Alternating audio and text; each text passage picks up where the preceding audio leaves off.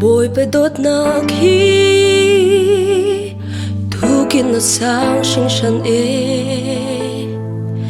cây san tai lâu big song aka phit lâu hi kat so sem lan in ama malmi karak si cha o asung loi hi tuk halnak thu zia hi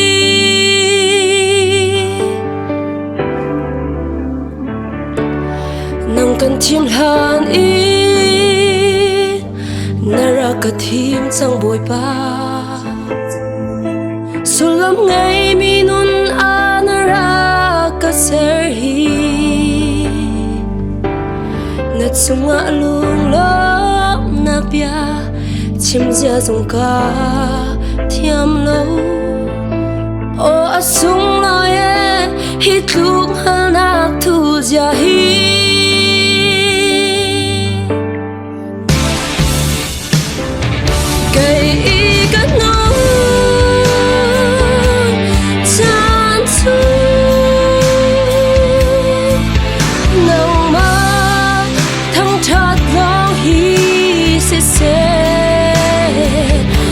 sun pai na ding i ser mi kasi kang na ser mi thiêu na mangit ni fa na ka chon pya kan sung chu nang ma cha long si chang se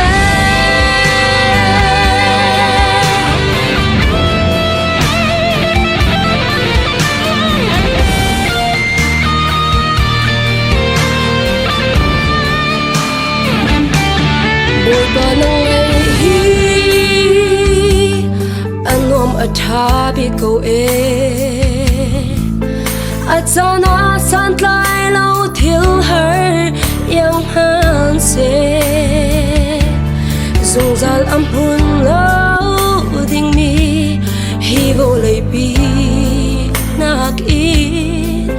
nang ma kan ngay hi kan hangam nak atling de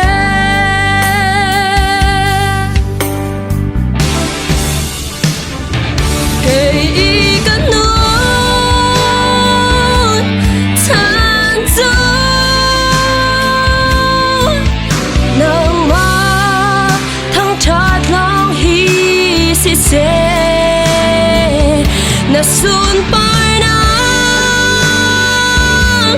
ding i ser mi kasi kang na ser mi thiêu na mang in ni fa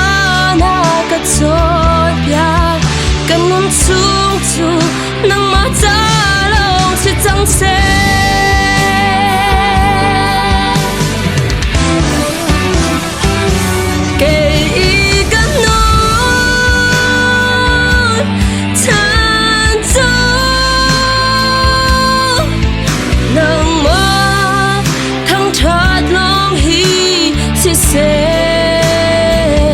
na sun pai na ding i ser mi kasi kang na ser mi thiêu na mang i ni fa na ka chon pya kan nun chung chu nang ma cha long si chang se na ser mi thiêu na mang in ni fa na ka chon pya kan nun chung chu nang ma cha long si chang se kan nun chung chu nang ma cha long si chang